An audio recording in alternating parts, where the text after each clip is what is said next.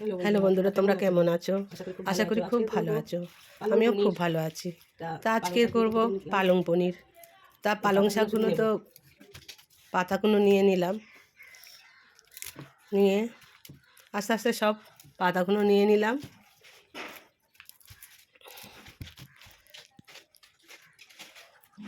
নেওয়ার পরে পালং শাকগুলো ভালো করে ধুয়ে নিলাম।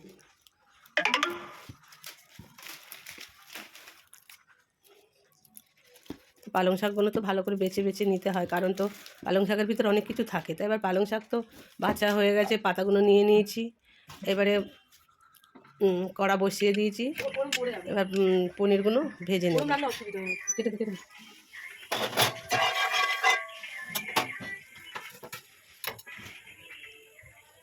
হালকা করে ভেজে নেব।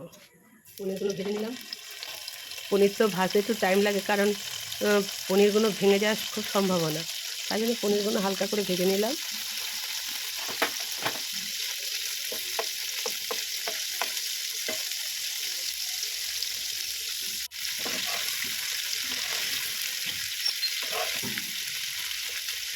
হালকা করে ভেজে নিয়ে তুলে নিলাম।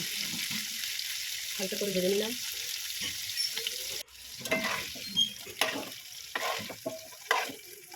এবার পালং শাকগুলো তো ভালো করে ধুয়ে ওগুলো সিদ্ধ বসিয়ে দিলাম, কারণ পালং শাকের একটু তো হালকা একটু তিতকুড়ি থাকে। তার জন্য একটু জল ঢেলে নিলাম, নিয়ে একটু নুন দিয়ে দেবো, দিয়ে পালং শাকগুলো ভাপিয়ে নেব। জল দিয়ে দেবো।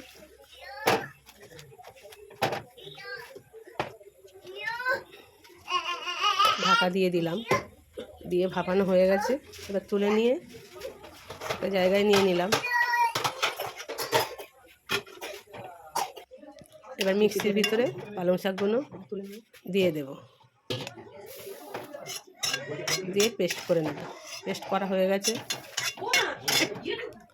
এবার তো কড়া বসিয়ে দিলাম, দিয়ে তেল দিয়ে দিলাম। মিক্সি পিষে নেব। পালং শাকটা পেস্ট করে নিলাম। শুকনো লঙ্কার ফোড়ন দিয়ে দিলাম,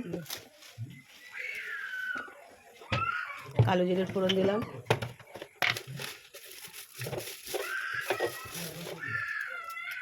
হলুদ লঙ্কা সব দিয়ে দিলাম, জিরের গুঁড়ো, ধনের গুঁড়ো, আদা,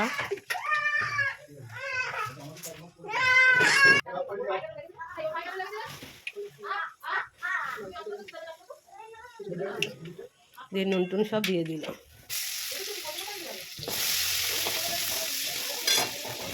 একটু নেড়ে নিলাম। তেল তেল বের হলে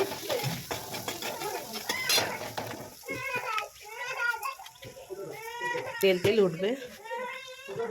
ওঠার পরে তখন ওই পালং শাকের যে পেস্ট করা ওগুলো দিয়ে দিলাম, দিয়ে একটু নাড়াচাড়া করে নিলাম।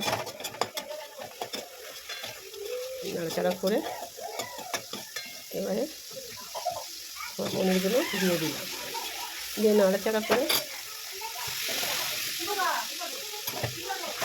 যেগুলো লেগেছিলো সেগুলো তো দিয়ে দিলাম মিক্সির ভিতরে, ওগুলো দিয়ে দিলাম।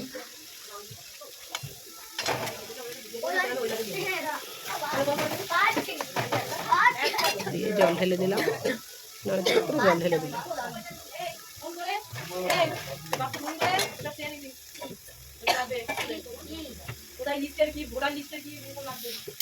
খেতে তো খুব সুস্বাদু লাগে, খুব টেস্টি লাগে, খুব ভালো লাগে। কারণ পালং শাক তো এই সময় তো খুব পালং শাক খুব সুন্দর হয়, মানে শীতকালে পালং শাকটা তো খেতে খুবই ভালো লাগে। তার উপরে ঘি ছড়িয়ে দিলাম, হয়ে গেল পালং পনির। ধন্যবাদ।